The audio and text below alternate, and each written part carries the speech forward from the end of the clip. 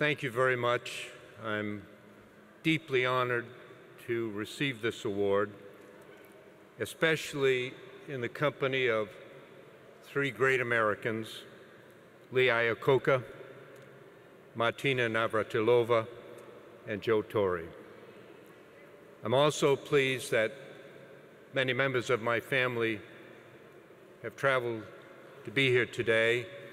In politics, it helps to have a big family.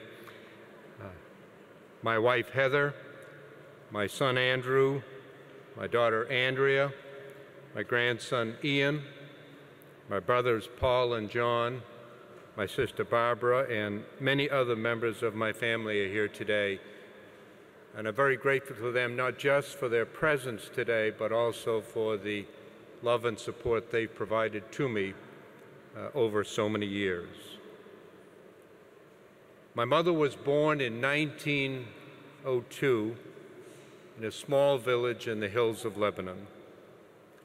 In 1920, she entered the United States through Ellis Island and traveled to the small town of Waterville, Maine, to join an older sister who had come earlier. When my mother left Lebanon, her father expected her to return. But after she got to Maine, she met my father, and her life changed forever. He was born Michael Joseph Kilroy, the son of Irish immigrants. But he never knew his parents and was raised in a Catholic orphanage in Boston. He was adopted by an elderly couple who had earlier emigrated to the U.S. from Lebanon. My parents were married in 1925, and my mother became Mary Mitchell. They had no education. My mother could not read or write English. They worked long and hard.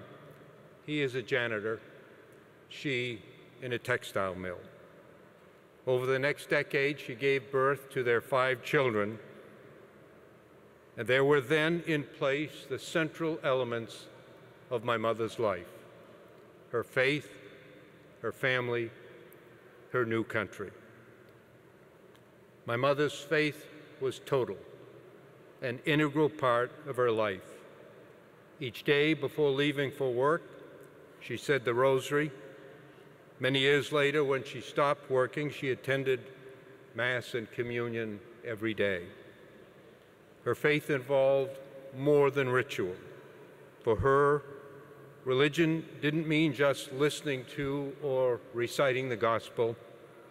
It meant living its message every day of her life. For nearly 40 years, while raising 5 children, she worked in textile mills on the night shift from 11 o'clock in the evening until 7 o'clock in the morning. And she did all the cooking, all the laundry, all the cleaning, all the everything. I still can't figure out how she did it, but she did, and without ever complaining. She was the best, the strongest, the most heroic and influential person in my life. She knew nothing of history or politics, but she understood freedom and opportunity, especially opportunity for her children. We're fortunate to be Americans, to be citizens of what, despite its imperfections, is the most free, the most open, the most just society in all of human history. Before I entered the Senate, I had the privilege of serving as a federal judge. I enjoyed it very much, especially when I presided over what are called naturalization ceremonies. They're citizenship ceremonies in which a group of people who'd come from all over the world, who'd gone through all of the required procedures, gathered before me in a federal courtroom. There, I administered to them the oath of allegiance to the United States, and by the power vested in me under our Constitution and law, I made them Americans. It was always a very emotional experience for me, given my parents' lives.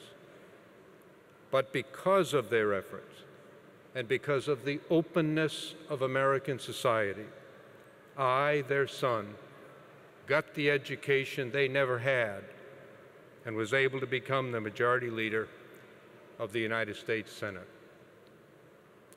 After every ceremony, I made it a point to speak personally with each of the new Americans, individually or in family groups.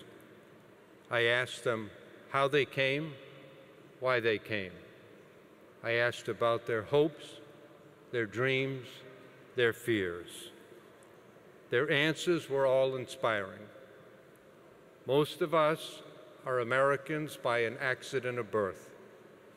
Most of them are Americans by an act of free will, often at great risk to themselves and their families. Although their answers were as different as their countries of origin, there were common themes best summarized by a young Asian man. When I asked why he came, he replied in slow and halting English, "I came because here in America, everybody has a chance." Think about the fact that a young man who had been an American for just a few minutes, who could barely speak English, was able to sum up the meaning of our country in a single sentence. America is freedom and opportunity. The 21st century may be, like so many before, a time of war, of famine, of oppression, of injustice. But it could be a time when our nation uses its strength carefully and commits its people, its power, and its prestige to a great and noble vision, a world largely at peace with the rule of law, freedom, education, opportunity, and prosperity, extending to more and more people in our country and throughout the world. That's our challenge. In the name of the millions of people, like my mother, who came through Ellis Island to America in search of freedom and opportunity for a better life for themselves and for their children, we must all work to make it our destiny. Thank you very much.